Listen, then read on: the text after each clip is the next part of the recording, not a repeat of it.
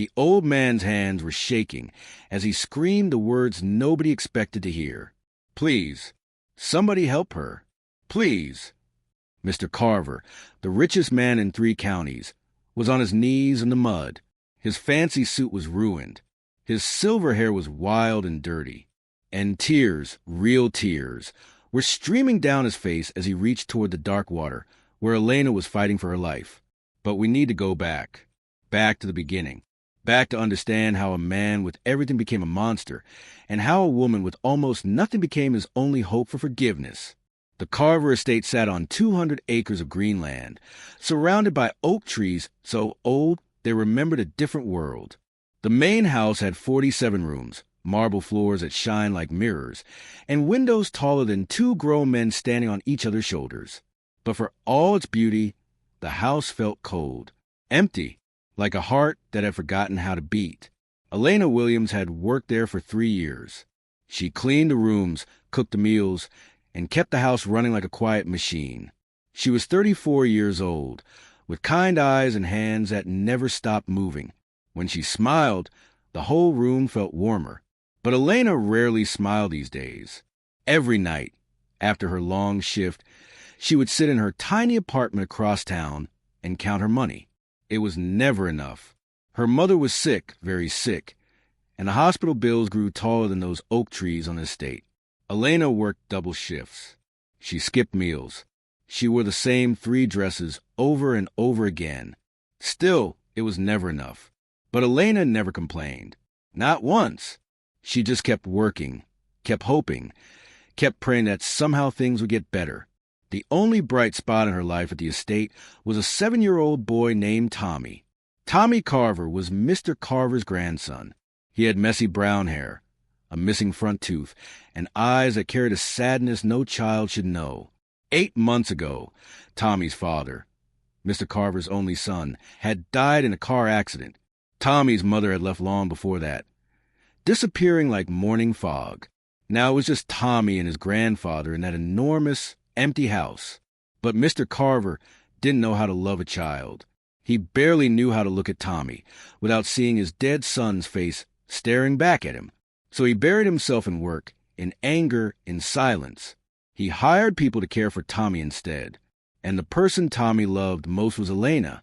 Elena, look what I found. Tommy would run to her every morning, his small hands full of treasures. A pretty rock, a feather, a drawing he had made. Elena would kneel down, look at whatever he brought, and say, "Oh my goodness, Tommy, this is the most beautiful thing I've ever seen." And Tommy would glow like a little sun. She taught him how to make cookies. She read him stories before bed when his grandfather was too busy. She held him when he cried about his daddy. She wiped his tears and told him that love never really dies. It just changes shape. Tommy started calling her Miss Elena with such love in his voice that even the other workers noticed. And so did Mr. Carver. Mr. Carver was 68 years old. He had built his fortune from nothing, brick by brick, deal by deal. People called him brilliant, powerful, untouchable. But the car accident had broken something inside him. His son, Michael, had been the only soft thing in Mr. Carver's hard life. Michael had laughed easily, hugged freely, and saw good in everyone. When Michael died, the last bit of warmth in Mr. Carver died too. Now there was only cold, and anger, and a jealousy so bitter it tasted like poison. He watched from his window as Tommy ran across the lawn toward Elena, arms wide open. Miss Elena, Miss Elena. The boy never ran to him like that. Never. Mr. Carver's hands curled into fists. His jaw tightened. A voice in his head whispered terrible things. "She's stealing him from you. She's taking the only family you have left. She's just a maid. Nothing. Nobody." The voice grew louder every day. He started finding reasons to yell at Elena. The floors weren't clean enough. The food was too cold. She was too slow, too loud, too present. Elena took it all quietly. She needed this job. Her mother needed this job. So she bowed her head, said, "Yes, Mr. Carver," and kept working. But the other workers saw what was happening.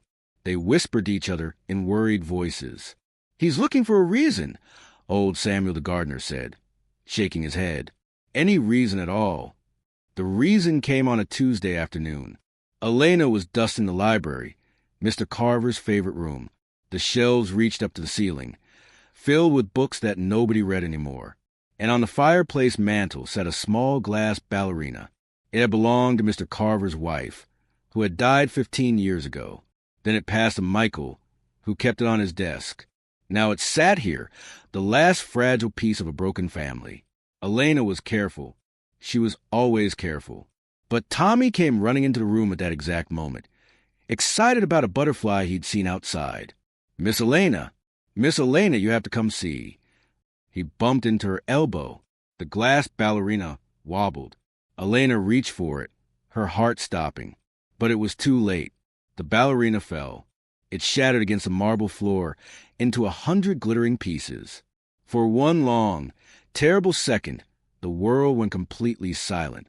Then footsteps, heavy and fast. And Mr. Carver appeared in the doorway, his face twisted into something Elena had never seen before. Something dangerous. "What?" he said, his voice barely a whisper. "Have you done?" Tommy's face went white. He stepped backward, his small body trembling. "Grandpa, it was my fault. I bumped into her. Go to your room." Mr. Carver's voice was ice. He didn't even look at the boy. His eyes were locked on Elena like a snake watching a mouse. "But Grandpa..." "Now!" Tommy flinched like he'd been slapped. Tears spilled down his cheeks as he ran from the room, his footsteps echoing through the empty halls. Elena's heart broke for him, but she couldn't move. She couldn't breathe. Mr. Carver was walking toward her, stepping over the broken glass, his expensive shoes crunching the pieces into dust. "That ballerina," he said slowly, "was the last thing my wife ever touched. The last thing my son ever held. Mr. Carver, I am so sorry. It was an accident. Please, I'll pay for it. I'll pay for it." He laughed, but there was no humor in it, just sharp edges and broken things. You can barely pay your mother's hospital bills. You think you can pay for something priceless." Elena's stomach dropped. How did he know about her mother? How did he know about the bills? Mr. Carver saw her surprise and smiled a cruel smile. "I know everything about everyone who works for me. I know you're desperate. I know you need this job more than air. And I know," he stepped closer, his shadow falling over her, "that you've been trying to steal my grandson's love." "No, I would never." "Liar." His hand shot out and grabbed her arm. His grip was like iron, his fingers digging into her skin. "You think I don't see it? The way he runs to you? The way he smiles at you? He's my blood. My family. Not yours." Elena's voice shook, but she looked him straight in the eye. "I have only ever loved that boy, Mr. Carver. He lost his father. He's scared and lonely. I just wanted to help him. That's all. For 1 second. Just one." Something flickered in Mr. Carver's eyes. Something almost human. Then it died. "You want to help?" he snarled. "Then let me show you what happens to people who take what's mine." He dragged her toward the back door. The Carver estate had many beautiful things. Gardens full of roses, a pond with golden fish, a maze made of hedges taller than a man. But at the very back of the property, past the willow trees and the old stone wall, there was something else. The river. It wasn't a normal river. It was slow and brown and thick with mud. Logs floated on its surface. Except they weren't logs. They were crocodiles. Massive, ancient creatures with eyes like yellow marbles and jaws that could crush bone like paper. Mr. Carver's grandfather had brought them here 50 years ago, a sign of power and wealth.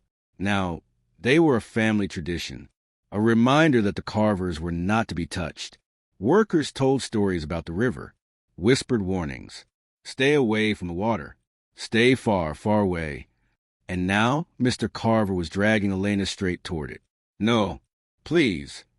Elena dug her heels into the grass, but he was too strong. "Mr. Carver, please. Think about what you're doing." "I am thinking." His face was red, twisted, barely human anymore.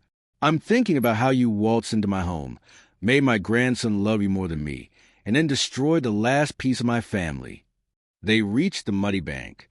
The water was only 5 feet away. Elena could see the crocodiles now, their rough backs breaking the surface, their tails swishing slowly. One of them turned its head toward the noise. You want to take everything from me? Mr. Carver's voice cracked. Then let's see if you can take this. He shoved her. Elena stumbled, her feet slipping in the mud. She tried to catch herself, arms spinning wildly. And then, Grandpa, stop! Tommy's scream cut through the air like a knife. The little boy was running across the lawn, faster than he'd ever run before. His face was streaked with tears, his eyes wild with terror. Don't hurt her. Please don't hurt Miss Elena. Mr. Carver froze. For one heartbeat, the whole world stopped. But it was too late. Elena's foot found nothing but air. She fell backward, arms reaching for something, anything, to hold on to. She hit the water with a splash that echoed across the estate. The water was cold and thick, like swimming through soup. Elena's dress tangled around her legs. Mud filled her mouth, her nose. She couldn't see. She couldn't breathe. She broke the surface, gasping, coughing. And then she saw them. 3 crocodiles, sliding through the water toward her. Silent, patient, hungry. Elena screamed. On the bank, chaos erupted. Workers came running from every direction, shouting, crying out. Old Samuel grabbed a rope from the garden shed. Maria, the cook, was screaming prayers in Spanish. Tommy was sobbing so hard he could barely stand. And Mr. Carver stood frozen, staring at what he had done. The monster inside him went quiet. The rage drained from his body, like water from a broken cup, and in its place came something he hadn't felt in months. Horror. No, he whispered. No, no, no. The biggest crocodile was 20 feet away from Elena now. 15. 10. Elena tried to swim, but the mud sucked at her clothes, pulling her down. She couldn't move fast enough. She would never move fast enough. Somebody do something. Samuel threw the rope, but it landed short, splashing uselessly in the water. Tommy broke free from Maria's arms and ran to his grandfather. He grabbed the old man's hand and pulled with all his tiny strength. Save her, Grandpa. You have to save her. Please. Mr. Carver looked down at his grandson's face. Really looked. For the first time in months. He saw the terror, the love, the desperate, innocent belief that his grandfather could fix this, that his grandfather was still good. The crocodile opened its jaws. Elena closed her eyes, and Mr. Carver jumped. The water swallowed him whole. It was colder than he expected, darker, heavier, but he didn't stop. He swam toward Elena with strength he didn't know he still had. Take my hand, he screamed, reaching to the murky water. Elena's eyes flew open. She saw him, the man who had pushed her, now fighting to save her. For one strange second, she didn't understand. Then the crocodile lunged. Elena grabbed Mr. Carver's hand. He pulled her sideways hard, just as the massive jaws snapped shut inches from her leg. On the bank, Samuel had found a longer rope. He swung it out over the water, and this time it landed true, right between Mr. Carver and Elena. Grab it, both of you. They grabbed. The workers pulled. 5 of them, then 10, digging their heels into the mud, hauling with everything they had. The crocodile circled back, angry now, its tail thrashing. Pull. Pull harder. Elena felt the rope burning her palms. She felt Mr. Carver's arm around her waist, holding her up. She felt the mud sucking at her feet, trying to drag her back down, and then solid ground. She collapsed on the bank, coughing up brown water, shaking so hard she couldn't speak. Mr. Carver lay beside her, covered in mud from head to toe, his chest heaving, his eyes staring at the sky. The workers surrounded him, crying, praying, thanking God. But all Elena could hear was one small voice. Tommy knelt beside her, his little hands touching her face. Miss Elena? Miss Elena, are you okay? She pulled him into her arms and held him tight. I'm okay, baby, she whispered. I am okay. Behind them, in the silence of his own broken heart, Mr. Carver began to weep. The police arrived 20 minutes later. Someone had called them Maria, probably, or one of the gardeners. Their sirens cut through the quiet evening air, red and blue lights flashing across the Carver estate like an angry storm. Elena sat wrapped in a blanket on the back porch, still shaking. Tommy refused to leave her side. He held her hand with both of his, as if letting go might make her disappear. Mr. Carver sat alone on a bench nearby. The mud had dried on his suit, cracking like old paint. He stared at his hands. The same hands that pushed Elena, the same hands that had pulled her back. He didn't recognize them anymore. 2 officers walked up the path. The tall one, Officer Reynolds, had a serious face and a notebook already open. "We got a call about an assault," he said, looking from Elena to Mr. Carver. "Someone want to tell me what happened here?" The workers shifted nervously. They had seen everything. They knew what Mr. Carver had done. Old Samuel stepped forward, his weathered face hard with anger. "I'll tell you what happened. That man," he pointed at Mr. Carver, "pushed this woman into the Crocodile River, tried to kill her. We all saw it." A gasp rippled through the small crowd. Officer Reynolds' eyes went wide. "Is this true, ma'am?" Every eye turned to Elena. She looked at Mr. Carver. He didn't look away. He didn't make excuses. He just sat there, broken and waiting, like a man who had already judged himself guilty. Then she looked at Tommy. The little boy's face was pale. His lip trembled. He understood enough to know that something very bad had happened and that his grandfather might be taken away. "Please," Tommy whispered, so soft only Elena could hear. "Please don't let them take Grandpa. He's all I have left." Elena's heart cracked right down the middle. She thought about everything Mr. Carver had done. The yelling, the cruelty, the moment he shoved her toward those hungry jaws. She had every right to send him to prison, every right to watch him lose everything. But then she thought about Tommy, alone in that big empty house. No mother, no father, no grandfather, just silence and shadows. She thought about her own mother, sick in that hospital bed, who always said the same thing. "Baby, carrying hate is like drinking poison and waiting for the other person to get sick. Let it go. Let it go and be free." Elena took a deep breath. "Officer," she said slowly, "there was an accident today. I fell into the river. Mr. Carver jumped in to save me." Samuel's mouth dropped open. "Elena, were you—" "That's what happened." Her voice was steady now, certain. "I fell. He saved me. That's all." Officer Reynolds frowned. He looked at the workers, at Mr. Carver, at the mud covering both of them. "Ma'am, are you sure? Because if someone hurt you—" "I'm sure." The officer stared at her for a long moment. Then he sighed, closed his notebook, and nodded. "All right. If you change your mind, you know where to find us." The police left. The workers drifted away, whispering to each other in confused voices. Soon it was just Elena, Tommy, and Mr. Carver alone on the porch. The silence stretched between them like a bridge, waiting to be crossed. Mr. Carver spoke first. "Why?" His voice was rough, barely a whisper. He couldn't look at her. "Why would you do that?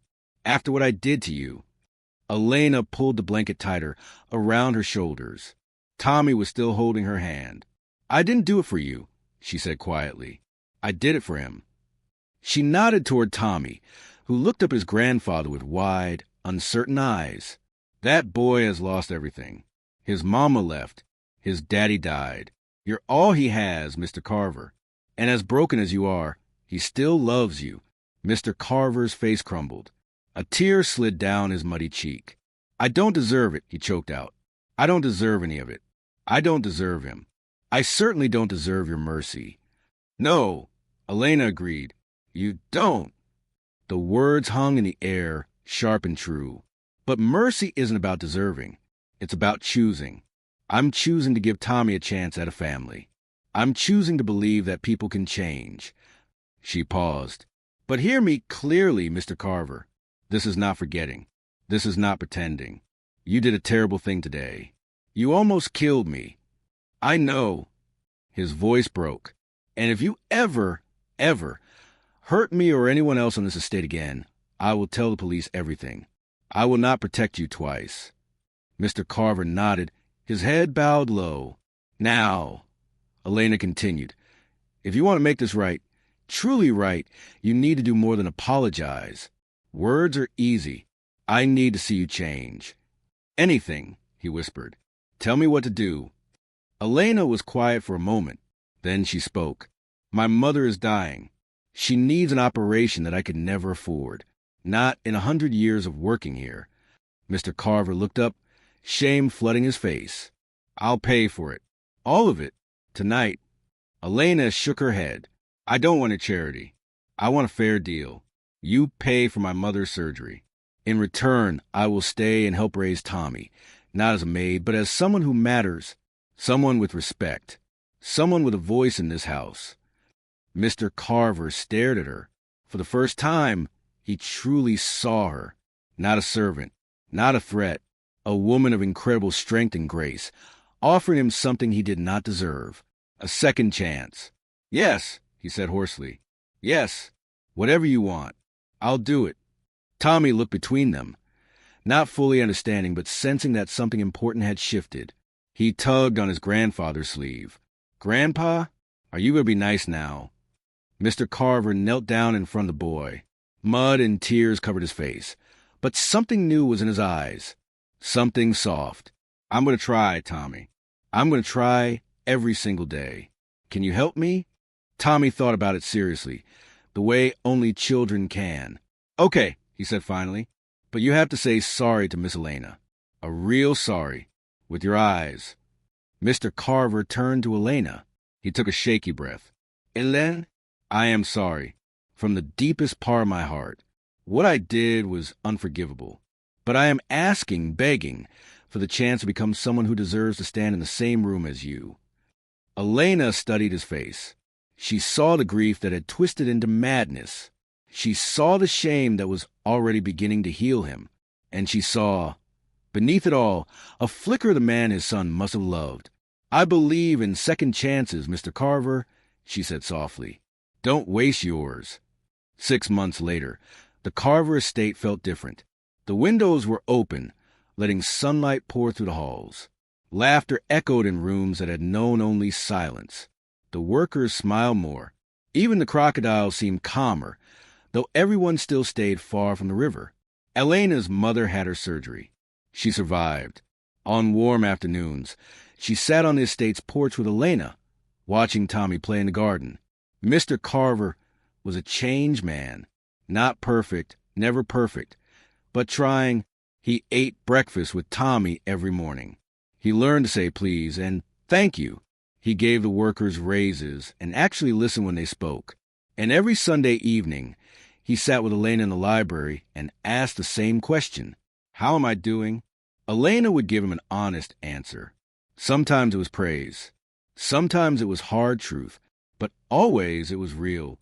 One evening, Tommy ran into the library holding a drawing. It showed 3 figures holding hands, a tall one with gray hair, a smaller one with a kind smile, and a tiny one in the middle with a missing tooth. That's us, Tommy said proudly. That's our family. Mr. Carver looked at the picture. Then he looked at Elena. Is it? He asked softly. Are we? Elena took the drawing and smiled. A real smile, the kind that warms a whole room. We're getting there, she said, one day at a time. And in that moment, in that sunlit room, with a child's hope held gently in their hands, the broken pieces of the Carver family began to fit together again. Not perfectly, but enough. If this story touched your heart, take a moment to think about the power of second chances. Sometimes the hardest thing in the world is to forgive someone who hurt us. But sometimes it's also the bravest. Who did you find yourself rooting for? Were you surprised by Elena's choice? Drop your thoughts in the comments below. I love hearing from you. And if you want more stories like this one, don't forget to like, share, and subscribe.